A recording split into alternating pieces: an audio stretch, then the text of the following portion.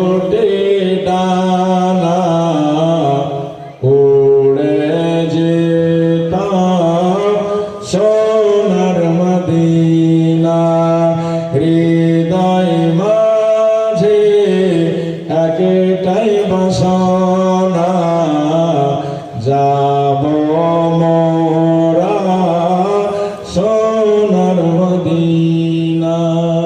সরকারের নুরানি চেহারা দেখে আর দু চারটি কথা আর বলে আমি আপনাদের কাছ থেকে বিদায় নেব ইনশাআল্লাহ।